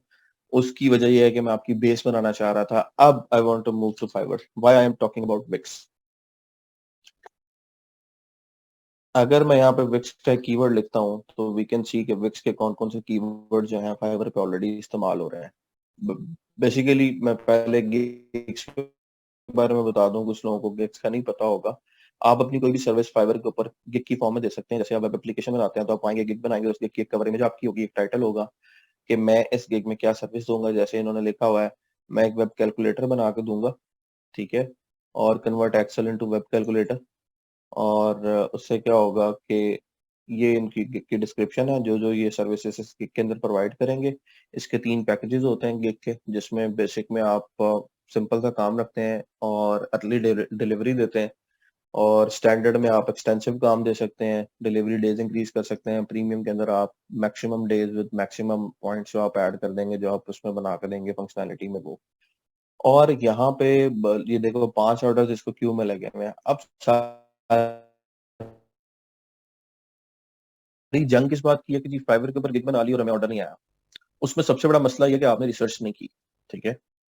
फाइवर के ऊपर लोग आते हैं, गिग बनाते हैं, जब चल जाती है गिग उनकी, उसी टाइम में मतलब at a time let's suppose 10,000 लोगों ने गिग बना ली, 5,000 लोगों ने गिग बना ली, 500 लोगों ने गिग बना ली। अब 500 क्लाइंट तो रेडिली अवेलेबल नहीं बैठा कि नया 500 क्लाइंट आएगा, और जो क्लाइंट ऑलरेडी फाइवर के ऊपर है वो पहले कुछ और सेलर्स के साथ काम कर रहा होगा, ठीक है। तो जरूरी नहीं है कि आप न्यू सेलर गए तो आपको फौरन से ऑर्डर मिल जाना चाहिए। ये आपका काम है, आपने देखना है कि किस जगह पे स्पेस इवेंचुअली मार्केट में है जहां पे मैं लैंड करूं। और वेब में किसी भी जगह पे लैंड करने के लिए आपको HTML और CSS चाहिए।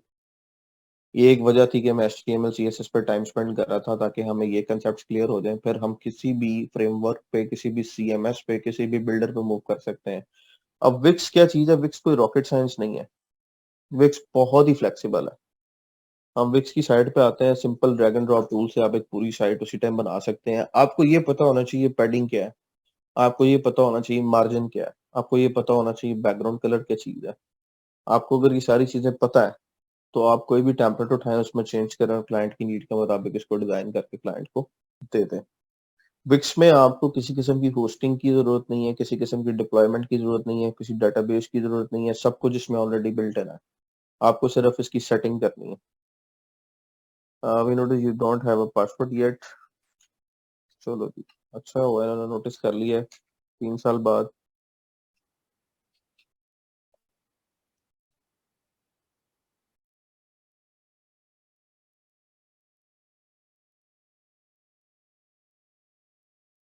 चलो जी, सेव हो गया जी पासवर्ड। एक सिंपल विक्स साइट बनानी है एक ऐसे बंदे की जो कि फोटोग्राफर है, वो चाहता है कि उसकी साइट हो, उसकी साइट पे उसका पोर्टफोलियो नजर आ रहा हो, तो उसने पास्ट में जो जो साइट्स जो जो तस्वीरें खींची हैं वो कैसी थी, तो आप पोर्टफोलियो साइट बना लें। उसके लिए आपने सर्च बाय पोर्टफोलियो किया, पोर्टफोलियो टाइप के जितने भी टेम्पलेट्स होंगे आपको नजर आ जाएंगे। वेबसाइट का नाम क्या रखना चाहते हैं? एंड्रोग्राफर मैं नाम रख लेता हूँ जी, उसका नाम एंड्रेस था, उसने एंड्रोग्राफर कर लिया फोटोग्राफर को। चले नेक्स्ट करते हैं। पोर्टफोलियो की साइट चाहिए, अच्छा इंस्टाग्राम फीड लगानी है, इसमें ब्लॉग बनाना है, इसको इसमें वीडियो लगानी है, इसमें कोई बुकिंग्स वगैरह चैट ऑनलाइन स्टोर की फंक्शनलिटी चाहिए, अगर चाहिए तो इनको चेक करते जाओ। कोई ग्रुप्स बनाने हैं, फॉरम बनाना है, कोई प्राइसिंग प्लान दिखाना है, कोई म्यूजिक वगैरह ऐड करना है, ऑनलाइन के program step by step sell करने हैं, कोई रेस्टोरेंट मेन्यू वगैरह की साइट, ये सारे समझ लो कि जैसे वर्डप्रेस के अंदर प्लगइन्स हैं, ये सारी इसकी एप्स हैं। तो हमें इंस्टाग्राम फीड भी नहीं देनी, सिर्फ पोर्टफोलियो की साइट चाहिए और शायद ब्लॉग भी चाहिए। नेक्स्ट करते हैं। तो start setting up your website, manage your app, site settings, analytics, communication and more. Go to dashboard, build with the template or custom built inside। तो टेम्पलेट से शुरू करते हैं। तो कस्टम करेंगे तो आपको बिल्कुल एक एम्प्टी कैनवस मिल जाएगा, आपने सब कुछ खुद करना है। अब अगर आप बिल्ट इन टेम्पलेट से शुरू करेंगे तो आपको ये सारा कुछ बना बनाया मिल रहा है, आप इसको अपनी मर्जी से थोड़ा बहुत चेंज करें और डिप्लॉय कर दें। तो यहाँ पर तो मुझे कुछ पसंद नहीं आ रहा, आप पेज 2 को देखते हैं जी। पेज 2 इसको देखते हैं, इस टेम्पलेट को, ये कैसा है। इसका मतलब है यहाँ जहां जहां पे आपको ये इमेजेस नजर आ रही हैं, यहाँ पे आप अपनी इमेजेस लगा सकते हो। और पोर्टफोलियो साइट का मकसद भी यही है। अबाउट का पेज है, इसमें अबाउट में एक पिक्चर और नीचे कुछ टेक्स्ट कंटेंट है, और कांटेक्ट के अंदर उस बंदे का फॉर्म होगा जिसके साथ आप कांटेक्ट करना चाह रहे हो। सो एडिट दिस साइट करते हैं तो ये साइट की कॉपी बन जाएगी आपके लिए।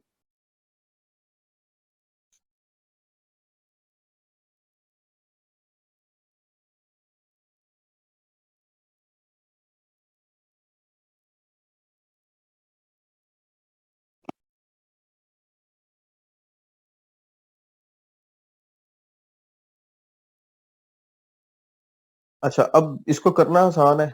अब इसको बेच कैसे सकते हैं? यहाँ पे अगर मैं विक्स लिखता हूँ तो you can see some keywords, suggested keywords, build Wix website, develop Wix website, build Wix website. तो मैं करता हूँ जी build Wix website. Build Wix website पे आता हूँ तो यहाँ पे 10,054 सर्विसेज ऑलरेडी अवेलेबल है, और ये सारे लोग विक्स की डिजाइन सर्विसेज प्रोवाइड कर रहे हैं। और अगर मैं किसी पे भी जाऊंगा तो you can C 20,000 rupees, 23,000 rupees, 5,000 rupees, different लोगों ने प्राइसेस रखी हुई है। और यहाँ पे अगर आप देखेंगे सॉर्ट बाय न्यू सेलर है। सो जब आप गिग बनाएंगे तो आपका डायरेक्ट कंपटीशन इन लोगों के साथ होगा, याद रखिएगा।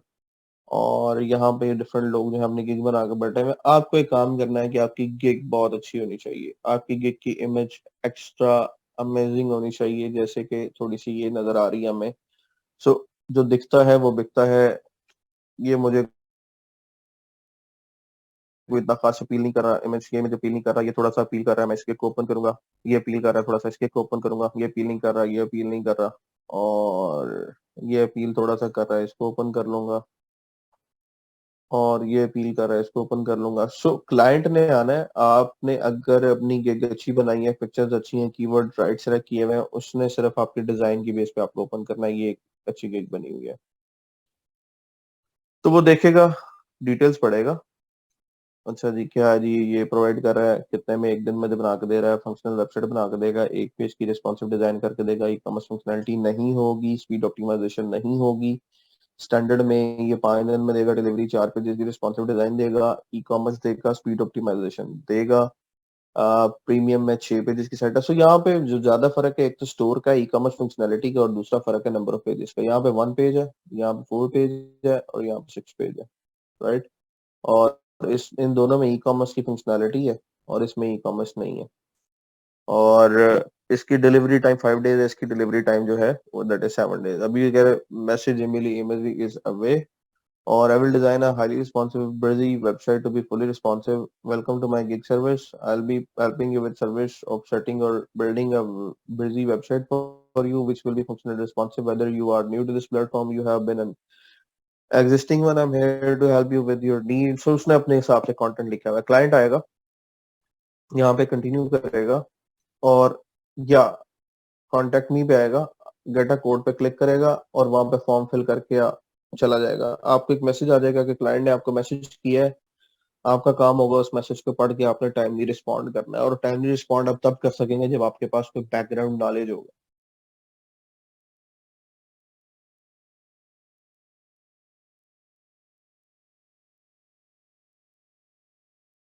हाई स्लो है डजंट मैटर, खरीदनी नहीं है। जब क्लाइंट ऑलरेडी उसमें चीज बनवाना चाह रहा है तो you do not need to comment on that, you need to provide the service only. तो विक्स बिजनेस रेवेन्यू अगर हम देखें 1.27 बिलियन यूएस डॉलर्स का रेवेन्यू है इनका 2021 का, और मेरा ख्याल है 2023 में ये मल्टीप्लाइड बाय 3 हो चुका होगा। No no no no, it's speedy, it's quite speedy. ये किसी टैबलेट में हो सकता है, ले आ सकता है। Wix की साइड आप 4 घंटे में होती है इसके अंदर। Get fast deliver fast, get your money quickly, quick cash है ये। What is not a quick cash, that's a lazy cash. ये कैश थोड़ा है लेकिन क्विक है, वो कैश ज्यादा है लेकिन डिले बहुत ज्यादा, उसमें मसले बहुत ज्यादा आते हैं, बहुत ज्यादा जगहों पे काम करना पड़ता है। सो मैं चाह रहा हूँ कि हम थोड़ा सा क्विक मनी की तरफ जाए। ठीक है, सो उसमें कोर्स कंटेंट में ये चीजें नहीं है, विक्स कोर्स कंटेंट में नहीं है, वेबफ्लो कोर्स कंटेंट में नहीं है। कोर्स कंटेंट में क्या है, HTML CSS JavaScript jQuery PHP माइस्क्वेल, वो हमें करना ही करना है। बट मैं आपको साथ साथ ये टिप्स देता जा रहा हूँ कि आप इन चीजों पे काम करें और अपनी गिग सेटअप करके आप इन पे लॉन्च करना शुरू करें। रीजन क्या है उसकी, रीजन ये है, I can give you reason.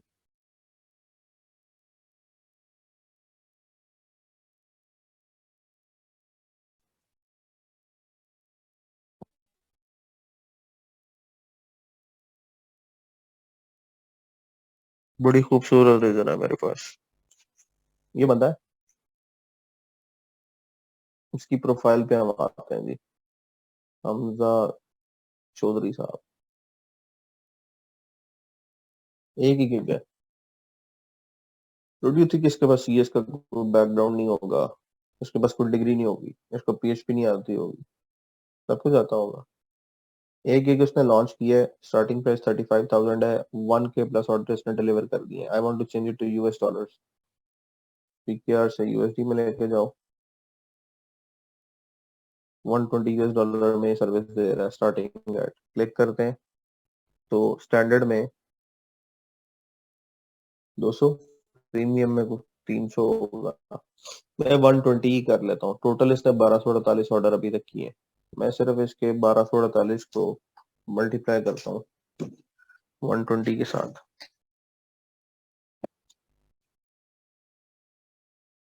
तो 1,49,760 dollars, 1,49,760 dollars multiplied by PKR 285, 4,26,08,000 नहीं 81,600।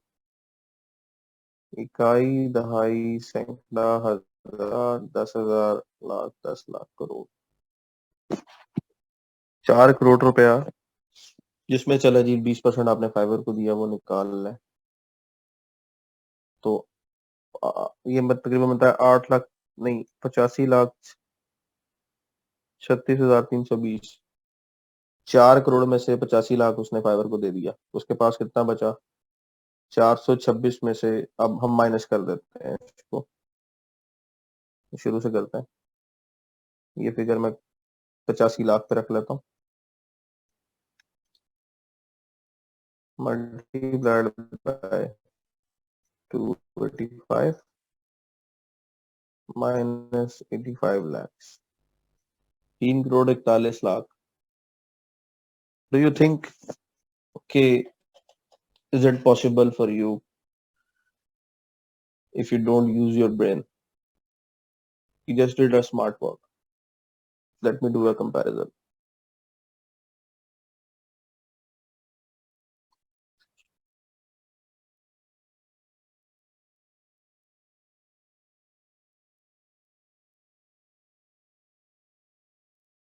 $80 में दे रहा है, एलिमेंटल प्रो पे वेबसाइट बना के 704 ऑर्डर हैं, 19 ऑर्डर हैं, 65 ऑर्डर हैं, 63 ऑर्डर हैं और 125 571 ऑर्डर हैं। तो we want to do a little more comparison. कितनी सारी गिग्स हैं?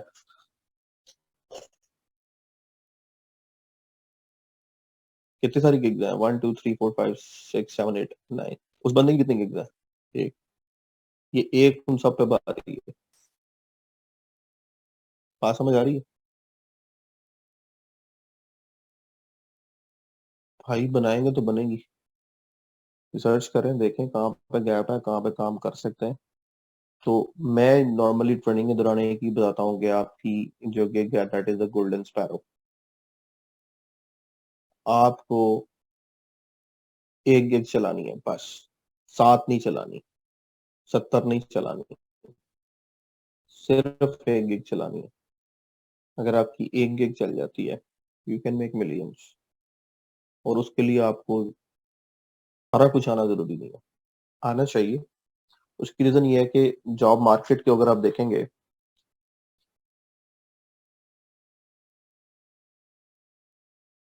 तो you need to have all open doors. तो ग्लास डोर पे आते हैं। वर्डप्रेस के डेवलपर की ईयरली सैलरी जो बनती है that is around 64,000 68,000 US dollars which is an average.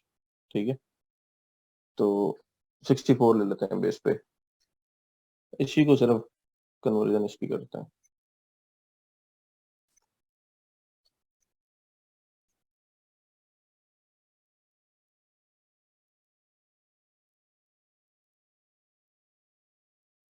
हम्म,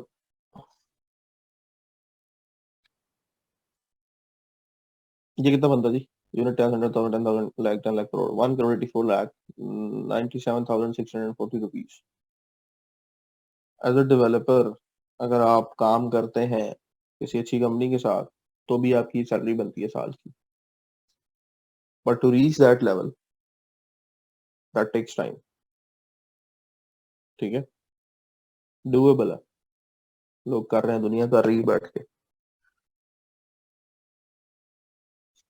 तो you need to take time on that. आपको खपना पड़ेगा, टाइम देना पड़ेगा। इवेंचुअली मकसद है एक डेवलपर बनना, लेकिन बिजनेस वाइज देखें तो दिस इज ऑल्सो पाथ। तो एक हाइब्रिड आप अप्रोच जो है वो पिक कर लें। आप सीखें, करें सब कुछ, लेकिन कोशिश करें कि आप जहाँ क्विक मनी बन सकती है वहां पे अपनी गिग को इसी तरह से जो आप समझ लें रैंक करवाना है। रैंक करवाने का कोई तरीका नहीं है, कोई फार्मूला नहीं है, कोई इसका शॉर्टकट नहीं है, डिलीवरी शॉर्टकट है बस। काम आता है उसको करके डिलीवर करना इज द ओनली शॉर्टकट। उसके अलावा कोई शॉर्टकट नहीं है। जितना लोग पैसे लगाते हैं, सारा कुछ करते हैं, वो एट टाइम फाइवर आके उनके गिग को जैसे एक दफा वो स्विपिंग करता, झाड़ू फेर के सब कुछ बाहर कर देता, क्योंकि एल्गोरिदम को सब पता होता है कि कहाँ किसको कैसे क्या चीज मिल रही है। ठीक है, सो अब आपने फाइवर को डिफरेंट तरीके से इस्तेमाल करना है। मिस्टेक कहाँ पे होती है? मुझे ये आता है और मैं ये कर दूंगा, नहीं, देखो किस चीज में स्पेस बन सकती है वो करो। अब प्रॉब्लम कहाँ पे आती है? प्रॉब्लम यहाँ पे आती है।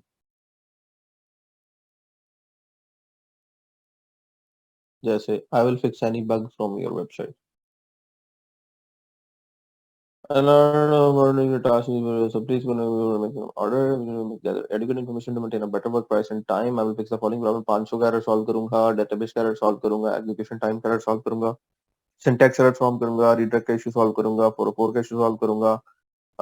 जितनी देर में उसने ये issue solve करके पैसे कमाने हैं, ठीक है। अब इसने इसकी प्राइस इसने टॉप रेटेड अच्छी रखी हुई है। अगर मैं किसी न्यू सेलर की खोलूंगा, अब यहाँ पे गिग या लेट्स सपोज सेकंड लेवल पे कोई बंदा होगा उसकी गिग खोलूंगा, यहाँ पे प्राइस आ रही होगी 10 20 30 40 डॉलर की।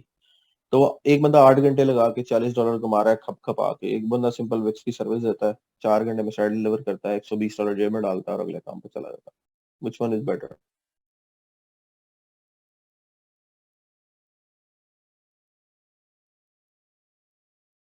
And this is not just one single builder, we have a lot of many. We come to programming and tech, यहाँ पे वेबसाइट CMS की कैटेगरी होती थी, आई थिंक इन्होंने वो खत्म करके यहाँ पे विक्स को बाहर निकाल दिया। ठीक है, शॉपिफाई है, वर्डप्रेस है, विक्स है, और अगर हम वेबसाइट डेवलपमेंट में आते हैं तो यहाँ पे सर्विस ऑप्शंस में हम आएंगे।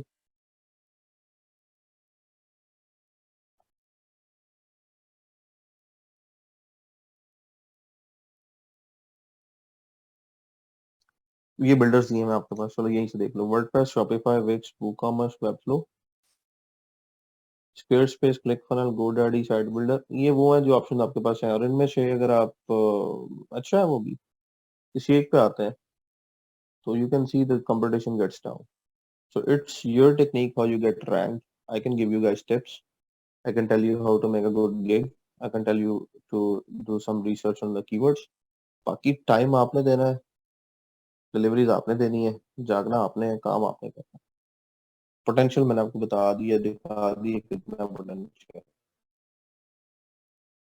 एक बंदा सिर्फ एक विक्स की गिग लॉन्च करके रैंकर आ गया, उस पर काम कर रहा है और वो करोड़ों रुपए बना रहा है।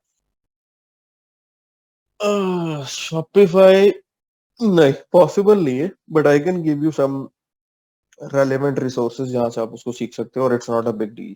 आपको अगर HTML CSS आती है, थोड़ी सी PHP MySQL सीख जाते हैं, तो शॉपिफाई भी आप कर सकते हो। I will take question related to Fiverr later, अभी मुझे इसको एंड करना है because I have to go into a meeting. So the thing is, जो चीजें आपको करवा रहा हूँ उनको एक दफा कर लें, CV की असाइनमेंट पूरी करें। एक वेब पेज सिंपल मैं आपके साथ बनवा दूंगा एक लेक्चर के अंदर, जिससे आपको पता लगेगा बेसिक वेब पेज कैसा होता है। और फिर हमें क्विकली क्विकली PHP और MySQL करना है, वेरी क्विकली। उसके साथ साथ हमें ये 2-3 बिल्डर्स करने हैं, विक्स, वेबफ्लो एंड स्क्वेयरस्पेस। ये 2-3 बिल्डर्स हमें लाजमी करने हैं, और ये हम क्लास में नहीं करवा सकता। आई एम रियली सॉरी, वो आपको खुद ही करने हैं। मैं उनके रिलेटेड जो यूट्यूब ट्यूटोरियल्स हैं वो ग्रुप में शेयर कर दूंगा। आपकी अपनी दौड़ है गाइस, ठीक है? You can not blame me, you can not blame your parents, you can not blame your friends, it's your path, your journey, ठीक है? सो आपने इसको खुद फॉलो करना है, चीजें सीखनी है, इम्प्लीमेंट करनी है, गिग्स लॉन्च करनी है, क्लाइंट आता है उसको डील करना है, and then you can start making some good bucks. मतलब फाइवर पे अगर आप है ना, तो मैंने $6,000 अ मंथ की अर्निंग देखी हुई है लोगों, $6,000 अ मंथ, सिंपल सिंपल काम के अंदर। 6,000 का मतलब है कि आप कम से कम 18 लाख रुपए बना रहे हैं।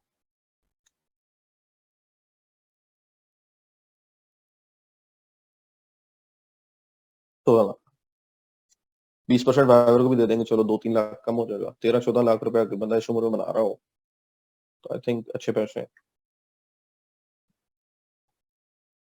Yes, sure. I'll ask them to share. चलिए, I'm going to end this lecture here. See you guys tomorrow.